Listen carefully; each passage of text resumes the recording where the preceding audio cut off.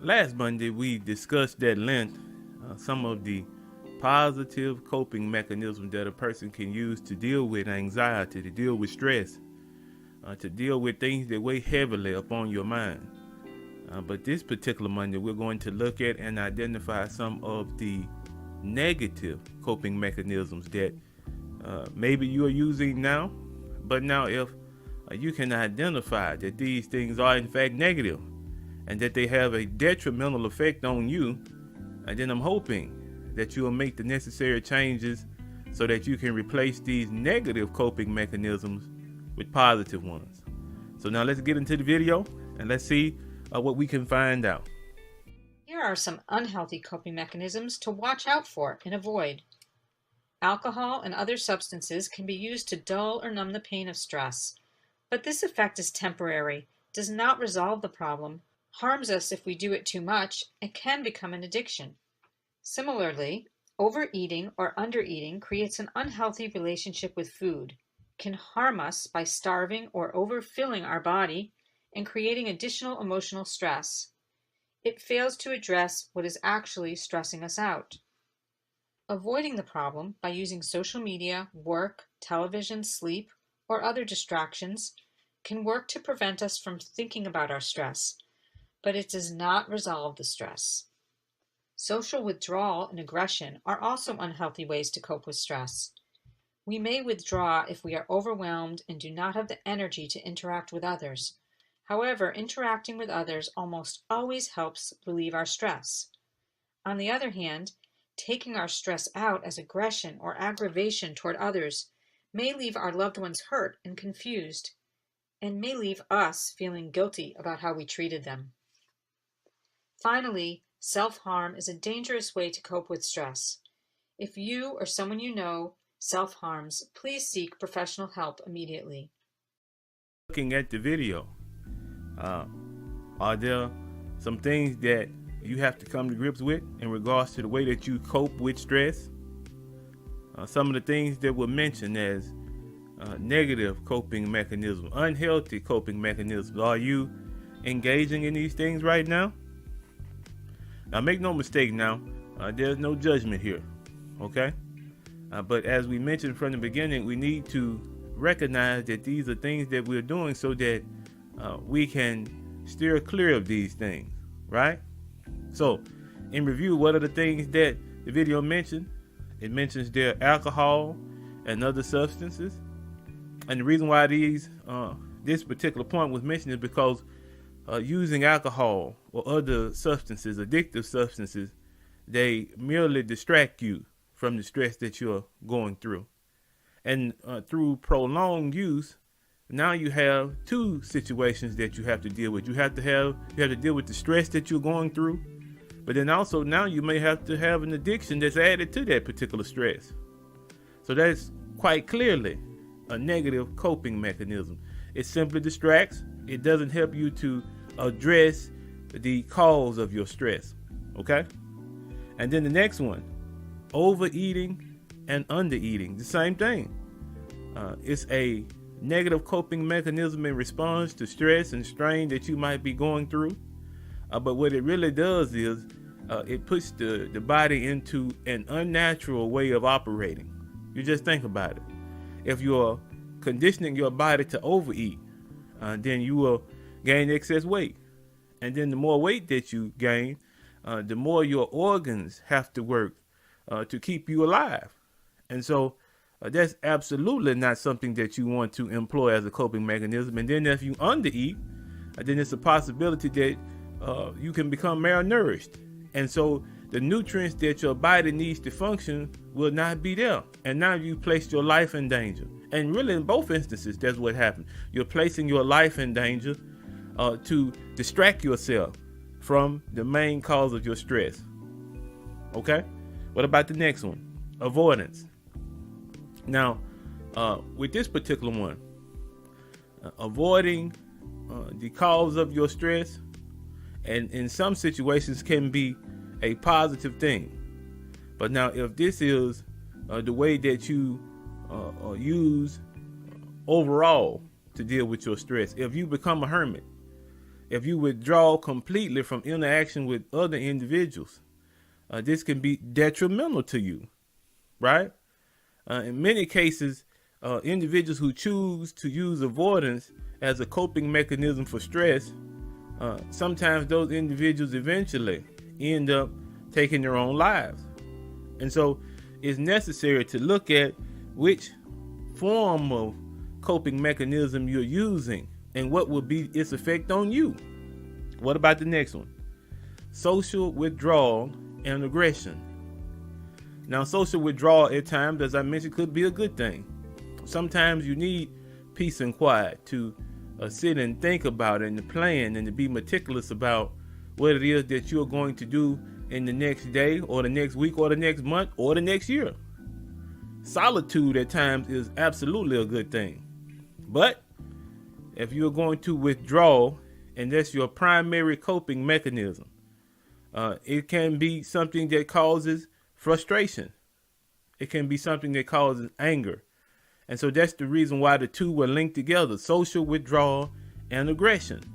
Because think about it, if you are an individual who has withdrawn from contact with other individuals, anytime contact is initiated by another person with you, what would be the natural response? Aggression. Because you don't want to be bothered.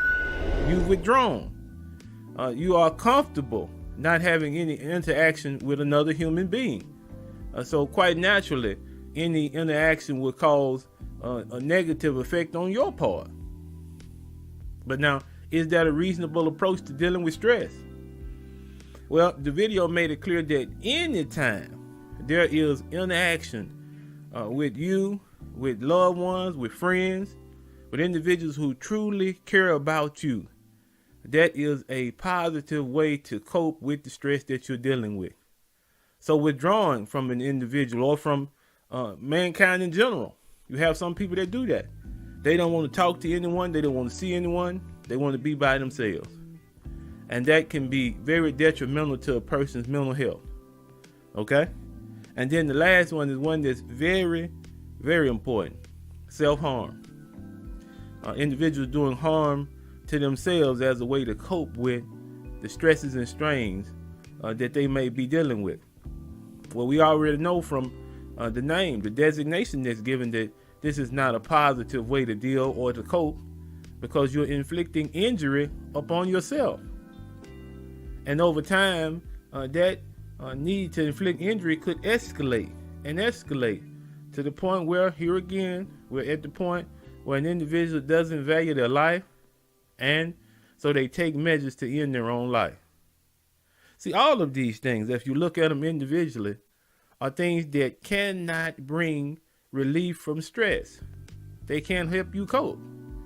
And in any situation that you employ these things that were mentioned, there are added problems that get brought along with the stress that you have. Think about it. If a person is dealing with a great amount of stress and they decide that the way that they can deal with the stress is with alcohol, over a prolonged period of time, an individual becomes an alcoholic. And then what are the physical results? Maybe cirrhosis of the liver. Maybe an individual gets into an accident, a vehicular accident, because they don't have the presence of mind to be driving, because they're driving under the influence. There are a whole number of things that come along with using alcohol as a coping mechanism that are clearly negative. So now, after we've considered this information, I won't put you on the spot, because you know Mondays are about positivity. But as you're sitting here thinking about those things, which one of those things applies to you? Which one of those things do you need to work on? And be honest with yourself. Because the first step to getting better, the first step to going in the positive direction, is to realize that you may be going the wrong way. You might be going in the wrong direction. And so it's beneficial to look at yourself as you are, be realistic, be honest, and then make the necessary changes. And I guarantee you that if you employ these positive coping mechanisms as opposed to the negative ones that we've just looked at, I guarantee you life will be better for you. Even though the source of your stress may never go away, you'll be able to cope, and you'll be able to do so effectively so that your life is not interrupted by the things that come upon you. So many times we have negative things that happen to us, but if we have the right coping mechanisms in mind, those things will not prevent us from continuing to do the things that we have to, and also the things that we enjoy. We want to lead a life that's well balanced and healthy. And the way that we protect ourselves in this particular instance is by using mechanisms to help us cope that are healthy and positive. I wanted to share that with you all this morning because I wanted to give you both sides of the coin. And there's a fair amount of work that's involved. I agree. It is. But as I mentioned, I guarantee that if you're willing to put in the work, if you're willing to adopt the mechanisms in life that help you cope that are balanced and healthy, then your whole outlook on life will change. Because the main things that are causing you difficulty, the main things that are causing you stress will be under control.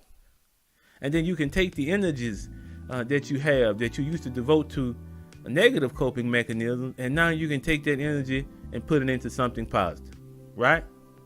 So it makes sense. It does. And I plan on making sure from time to time that I review some of those positive coping mechanisms and put them into practice. As I mentioned last week, 3 of them I am very well versed in: exercise, acts of kindness, and there was one more that I think I listed. But regardless of whichever one you find is working for you, try to add all 5 to the list. Try to add all 5. Because in doing so, the only thing that you're doing, you're alleviating more stress from your life. You're taking more stress out. And when you take stress out of your life, difficulties out of your life, then you're making room for more joy and happiness. And we all could use more joy and happiness, couldn't we? All right. So that's the thought for this morning, man. As always, I hope that the week goes well for you. I hope that everything that you plan comes to fruition, but you know how we end this thing, and we do this every week. Do something positive. And when you do, watch it return to you in greater measure. That's a guarantee. That's a guarantee. Hadn't failed me yet. You know I love you. Peace.